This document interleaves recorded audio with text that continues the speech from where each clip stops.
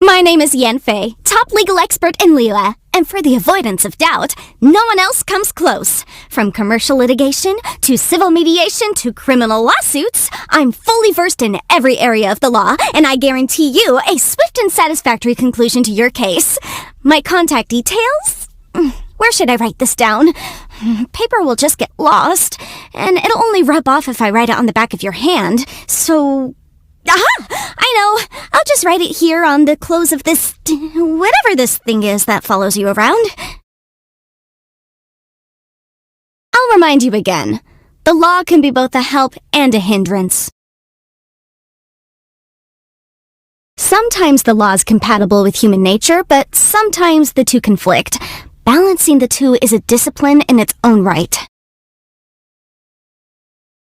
The case before us is a strange and unprecedented one indeed. Rain! Oh, Lord of Geo, please do us a favor and clear this up at your earliest convenience. I submit that we cannot afford for the codices to get damp. What kind of injurious weather is this? It's cold. Achoo!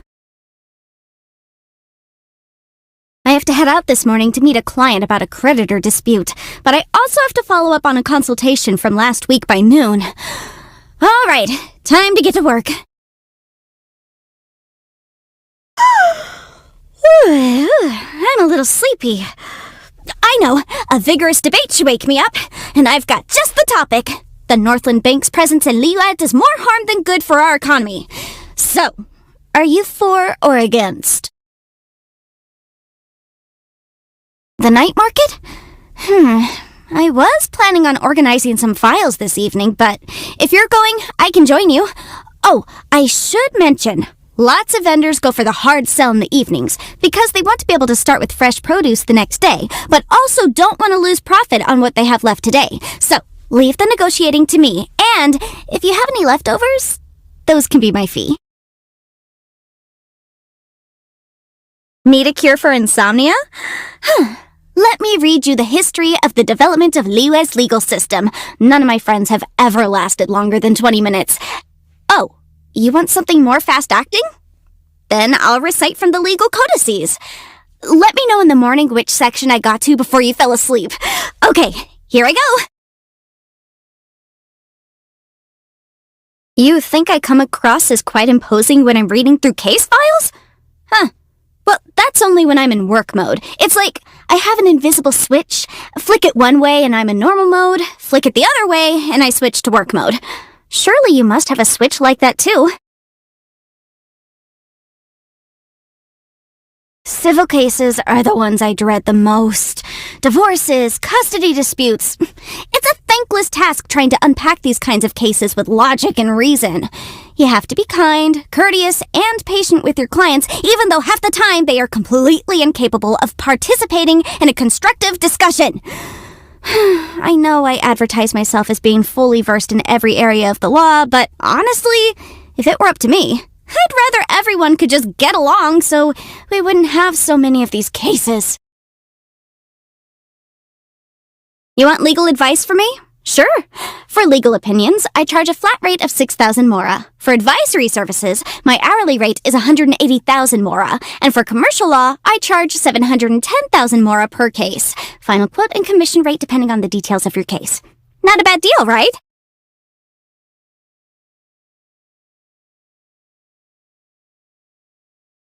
If you're concerned about what kind of complicated issues you might get tied up in during your travels, your best bet is to bring someone with you who knows and understands the law. Someone like me, for example, whose expertise goes beyond just the law of Liyue. Well, actually, having said that, Fontaine's law is notoriously complicated. Though, with my level of intelligence, getting acquainted with it should be no problem. Anyway, my point is, you can always rely on me. Visions appear in response to strong desire. So as someone with ideals, it's only natural that I should have received one. Because above all, I wish for all people to live honest lives and abide by the law. But some people will always insist on playing by their own rules and causing havoc for everyone else. Those people can expect to be prosecuted so hard they won't know what hit them. This steelyard balance was a gift from my father. It weighs objects to determine their value. I usually use Mora for the weight, but it can only give the original price. For example, 1,000 years ago, Liyue was covered in glaze lilies, and they weren't worth anything in monetary terms. Then, when they suddenly declined a number, the price shot up in response, but the value shown by the steelyard wasn't updated. It still shows them as their original value. In other words, dirt cheap. So, most of the time, this isn't a very useful tool for work purposes.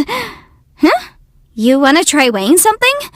How about we could weigh your little friend here? Will that do? The Historia Naturalis Liyue has an entry about a waterborne plant called the horsetail. It claims that the horsetail is a medicinal herb that stands alone on the banks of Dihua Marsh. Its color is that of the clouds at sunset. Apparently, if you grind it into a powder and mix it into your ink, it makes your writing water-resistant. But it's a shame. I've been to Dihua Marsh at least 100 times, and each time I end up with baskets and baskets of the common purple variety, but not a single one of the kind that the book describes. I have a self-defense method that I call Wrath of the Flame, based on a punishment called the Wrath of the Rock, which is detailed in the ancient work, The Comprehensive Compendium of Liyue Law. The Lord of Geo is the god of contracts, and contracts, too, can be seen as a way of restraining people. Ergo, Liyue Harbor has been the city of contracts since time immemorial. I heard that little herb gatherer has written out a whole set of behavioral rules for herself. She may be small, but boy, has she got her head screwed on. She's definitely destined for greatness. The young of today shall outperform us tomorrow, as they say. I must admit, she has my respect. Ganyu is kind and thoughtful. It's just a shame she's so busy all the time. Most of the time, she's buried in an endless pile of paperwork, the only exception being her nap at noon. Don't get me wrong, I have to put in some hours at work too, but I'm happy with the job I've chosen, and it's certainly a lot less taxing than hers. The Feiyun Commerce Guild is one of my oldest clients. Their approach to business is meticulous and thorough, and every business meeting I've had with them has always been attended by the head of the house himself. Last time, though, I happened to meet their youngest, Xingqiu. To my complete surprise, the lad had no trouble whatsoever keeping up with my train of thought. He was very eloquent, too, and had excellent manners. Definitely not a simpleton. I always hear people saying that the director of the Wangsheng funeral parlor has an unorthodox approach to business. They think she's gone a little non-compos mentis after being in the funeral business so long. What are these people talking about? The Wangsheng funeral parlor provides a legitimate and necessary service, which is the cornerstone of any successful enterprise. Work is just work. There are no good and bad jobs or lucky and unlucky jobs, just jobs that need doing. If I had one gripe, it would be that the director rarely comes to me for legal advice. Mr. Zhongli has so much in-depth knowledge on so many topics, he's like a walking library, you know what I mean? He's a total savant, though he never flaunts it. I could tell just by looking at him. People like him rarely shy away from taking on complex problems alone, so in my estimation, he's certainly not a potential client. And yet, somehow, I can't help but think I know him from somewhere. It's hard to describe the feeling. I asked my father about it, and he just said something to the effect of he didn't know either, though he seemed a little evasive. It was so strange.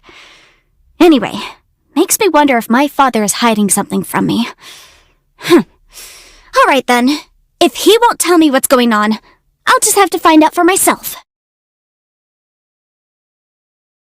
You must have heard of the Tianquan Ningguang. She's the highest authority where the law is concerned, and often makes amendments to the legal codices. Every round of additions, retractions, and revisions generates mountains of material. Why, the latest edition of the legal codices contained 3 new laws, 121 revised legal annotations, and an array of new legal precedents. Archons know how long it's going to take me to commit them to memory. Still, she's a businesswoman at heart. I'm not about to let her beat me when it comes to the law. Once I finish memorizing these, I need to step up my productivity. The Yuheng doesn't deal with matters of the law, and thank goodness. Knowing Kuching's attitude toward work and ruthless efficiency, I'd end up losing a lot of work. Although, no, surely it wouldn't come to that. She's a stickler for doing things the right way. No doubt she'd offend people. But if she had someone like me as her legal assistant, no way. Why should an eminent legal expert such as myself be relegated to the role of assistant? If she needs legal counsel, she can come and find me. Eula saved me once, and we've kept up correspondence ever since. She's very familiar with the Knights of Favonius' legislation, but has never been one to be bound by convention. She uses cunning logic to deal with problems flexibly. Perhaps the reason we get along so easily is that I'm a similar type myself. Still, I'll never acquire that carefree spirit of hers. We are in very different professions after all. A client? Very pleased to meet you. Here's my card. I'm afraid I can't leave my desk today. If it's a dispute we're dealing with, then please bring the relevant parties here to see me. Let me just give you a breakdown of my fees. One moment. Huh? You came just to chat? No fee necessary then. So just to clarify, you came to chat as friends with a legal expert that you've never met before. Care to explain? These antlers? Oh, well, my father is an Adeptus, so I have Adeptus blood myself. Still, I was born during peacetime here in Liyue. I never signed a contract with Rex Lapis. Naturally, I don't have to concern myself with Adeptal affairs. I'm free to focus on the life I want to live. Works for me. Contracts of that magnitude, lifelong commitments? I've only ever signed one with my father. It's about living happily, I suppose. That's the kind of person he is. I'm proud of him for that. If he'd wanted me to sign a different contract, say, one about working myself into the ground, or stepping on others to achieve success, I would have ran away by now. Sometimes the commercial disputes I handle don't end very pleasantly. The other party might win compensation way in excess of the damages, or pay damages far exceeding the costs. Such is the price of violating a contract. Some people say I'm pretty terrifying. Others try to avoid me altogether. But I don't need to explain myself to anyone. Since the very beginning, the welfare of Liyue has been my primary concern. Think about it. The origin of disputes can be traced back to the violation of contracts. People are a lot less likely to violate contracts when they see the fallout. Making sure that people realize the importance of contracts is a crucial part of my work. Most of the time, I feel that I have a happy and laid-back existence. I have a successful career, clothes on my back, and the freedom to go wherever I please. I've also got quite a way with words. Nobody can beat me in a debate, and yet there is no law or standard that can define a happy life. For me, interesting people and engaging affairs, knowing where to go and which path to choose, these are all enough to bring me happiness. And on that note, you too are a source of happiness for me. In any case, whatever the life you live, the most important thing is to respect and understand the law. After all, as soon as you stray from the law, the world begins to fall to ruin. My hobbies are reading and appraisal. Reading begets knowledge, appraisal improves judgment. As such, I read everything and appraise anything. If you don't believe me, bring something over sometime. If there's a market for it, my estimate won't be far off. Take this stone, for example. Must be, 600 mora. My friends from the communications office often get me to go fishing with them. They say it's to exchange angling tips, but deep down, everyone's keen to show off. I've gotten the better of everyone 100 different ways, but they continue to scrutinize my business. After so much success, it's gotten a little embarrassing. So every time, I end up taking advantage of my ingenious acting skills to make myself seem humble, you know? What's with the face? Are you doubting me? Oh, on that note, let me recommend my one true love. Tofu. Tofu all the way. Light in flavor, tender in texture, not to mention smooth and nourishing. It goes well with all manner of soups and dishes, and more importantly, it's available throughout the seasons. Beauty over complexity. Tofu dishes are my kind of flavor. I don't like cold dishes. Maybe it's because I rarely eat them. When I would get home late, my father used to keep a lantern lit for me. He'd hear me coming and ask me if I was hungry. In his words, the best dishes are served hot. Happy birthday! Here, this is for you. I've collated legislation from all the nations. You're planning to go traveling, right? It will serve you well to familiarize yourself with the laws of the different lands. Don't study too hard, mind you, or else I won't be of any use to you. Do not seek to emulate the past, for there is no law that can suffice for all time. This is a lesson I must always bear in mind.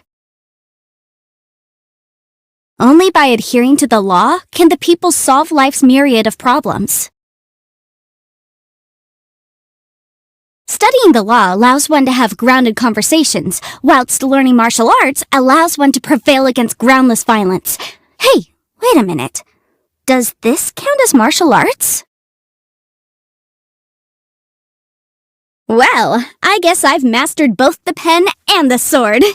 I've been lucky to have you with me through to the end of my training. Compensation? A 24-hour specialist personal advisor? Sounds good, but no haggling.